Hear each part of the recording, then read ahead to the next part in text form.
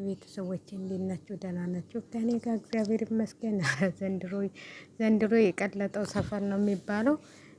እንግዲህ ውሃ ነው እንጂ እኛ ወንበሩ ሲመጣ ውሃ አላየንም። ስትታሰሪ ደረቅ ወንበር ነው መጥቶ እየታሰርሽው። እንዴት ነው ውሃ ሊሆን የሚችለው? ወንበር ውሃ ማፍረቅ ጀመረ እንዴ እናንተ? ቆይ እስቲ ወንበር ሽንት መሽናት ጀመረ እንዴ? በእናንተ ሀገር ማለት ነው። አዩም ሸንታለች ተብለሻል። አዩዬ አንቺ የሰው ታሪክ ስታወሪ ያንቺም ታሪክ እኔ እኮ ብያለሁኝ። ያዩ እንደውም ያኛው ይወጣል ብያለሁኝ። እና ዝም ብላችሁ ስትንቦቀወቁ ወንበሩ ውሃ ነበረው። እኔ ሽንቴን አልሸናውም እንዴ? ወንበሩ ሽንቱ መሽናት ጀመረ እንዴ? በአሁኑ ጊዜ እንግዲህ እዚህ ጋር ቪዲዮ እንደምትሰሟቸው ነው ሁለቱም የሚባባሉትን። እኔ አልፈራም፣ እኔ ጀግና ነኝ፣ እሷ ነች እንጂ ሽንቷን ሸንታ የተንበቀበቀችው እሷ ነች እንትን ያለች ብላለች። አዩዬ ምን ስትይ ነበር? ያፍ ጀግና ያው ጀግናዋ ስትመጣብሽ እኮ ታይሽ። ስለዚህ እንደው እንትን ባትሉ ጥሩ ነው ብዬ ነው የምሰማው ማለት ነው። ለሚዲያ ወጥታችሁ እኔ እንደውም እኔ አንቺም ብሆን እንደዛ ሽንት የለቀቄው እንደዚህ በቀላሉ ሚዲያ ላይ የምወጣ አይመስለኝም። ማለት ያሳፍራል እኮ። እና ቢሆንም ኧረ ልክ ሆኑ። ጉድ በልክ ሆኑ እንጂ ምን ሆናችሁ እናንተ? ደግሞ የሚያረጋችሁን አሳጣችሁ፣ የሚያረጋችሁን አጣችሁ፣ ቁጭ አላችሁ። ትንሽ እንኳን አይምሮ ይኖራችሁ እንጂ ዝም ብላችሁ እንደዚህ የተዋረደ ነገር አታውሩ ማለት ነው። እኔ በበኩሌ ጥሩ ነገር ላይ ሰራችሁ ብዬ አልላችሁም። ለምን የተግማማችሁ ግማታሞች ናችሁ ማለት ነው። ስለዚህ ደግሞ በዛ ላይ ትበጫጨቃላችሁ። እሷ ናት የሸናችሁ፣ እኔ ነኝ የሸናሁት እየተባባላችሁ ወይ አዩና ቡሊ ነች። ማን ነበር ስምሽ እናቴ? ሀያት መሰለኝ ስምሽ፣ ዋና ስምሽ ሀያት ይሆን ይማን ይሆን? ይማን ነው መሰል ስምሽ። ቢሆንም እንደዚህ ነው። ስለዚህ ቡንዬ እንግዲህ የራስሽን ታሪክ ወደ ወንበሩ አዙረሽ ቁጭ አልሽ ማለት ነው። ኧረ ታሪክ ስሙ ወንበሩ ነሽን ነው። ወንበር መሽናት ጀመረ እንዴ ዘንድሮ? ወንበርም መሽኛ አለው እንዴ? እስቲ ንገሩኝ እናንተዬ። ወንበር ውሃ ነበረው። ወንበር ውሃ ያመነጫል እንዴ? እኔ እሱን አላውቅም። ለማንኛውም እሱን ስለማላውቅ ነው። እስቲ የምታውቁ አስረዱኝ። ግን ቀላል አይደለም ማለት ነው። አትጋጉ ማለት ነው። አትጋጉ፣ አትግማሙ። ትንሽ አዎ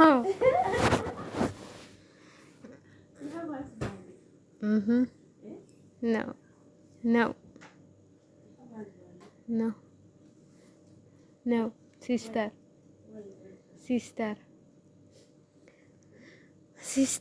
እኔ አዝባንድ ነው ወሽሪድ አዝባንድ እና ውድ ቤተሰቦቼ ለማንኛውም በሚገርም ሁኔታ ሽንታቸውን አሸንታቸዋለች ማለት ነው። ሽንታቸውን ለቀውታል በቁማቸው። በጣም በሚገርም ሁኔታ፣ በሚደንቅ ሁኔታ እንደዛሙ ተግማምተው ሚዲያ ላይ መውጣታቸው ጎበዞች ናቸው። ኧረ እናንተ አይናውጣ ናችሁ። እውነቴን ነው የምላችሁ። ሚዲያ ላይ መውጣታችሁ ሽንታቸውን እና በጣም ትገርማላችሁ። ባዲን ቶ ሸምስ መሪ ባዲን ቶ አግ ሸምስ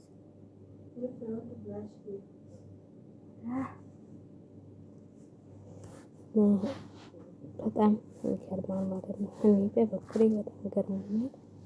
እኔ በጣም ነው የገረመኝ ማለት ነው። ሁለቱም ሽንታቸውን ለቀቁት ማለት ነው።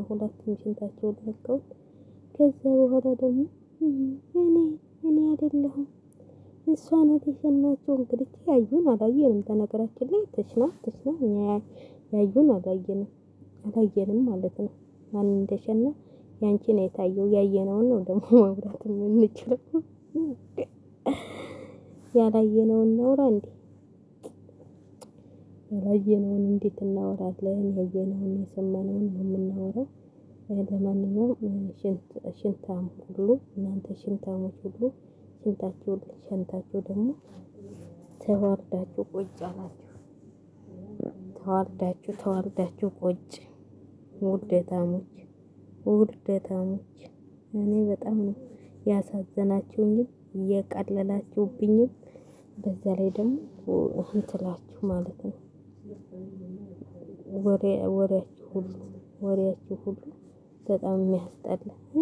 እኔ ያዩ ነች እንደዚህ ሆነች፣ ከሬ ነች እንደዚህ ሆነች፣ እሷ ነች የሸናችው፣ እኔ አልሸናውም። እንዴ ታዲያ አንቺ ነው የታየው። እንግዲህ በኋላሽ እኮ ነው የታየው። ከዛው መቀመጫች ላይ ነው ውሃ ፈሰሰች።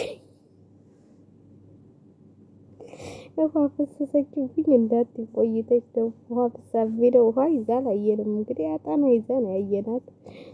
ስለዚህ ውሃውን አፍስሳቢ ነው እንዳትዪ እንጂ ትደለልሻለን ማለት ነው። ውሃ አልፈሰሰብሽም። ይሄ ሶሪ ሽንትሽን ነው የሸናሽው። እዚህ ጋር ሽንትሽ ነው የታየን እና ያዩን ደግሞ እስቲ ቪዲዮ ተቀላሻል። ለምን አላወጣሽውም ሚዲያ ላይ? ለምን አልቀላሽውም? ለምን አልቀላሽውም? ለምን አልቀላሽውም? ለምን አልቀላሻትም?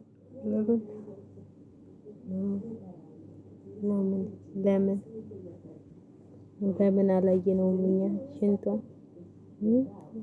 ይወጣች ነው እንግዲህ ያው ስደትን ተያይዘን አደላችኋለሁ እላችኋለሁ ቤተሰቦች እና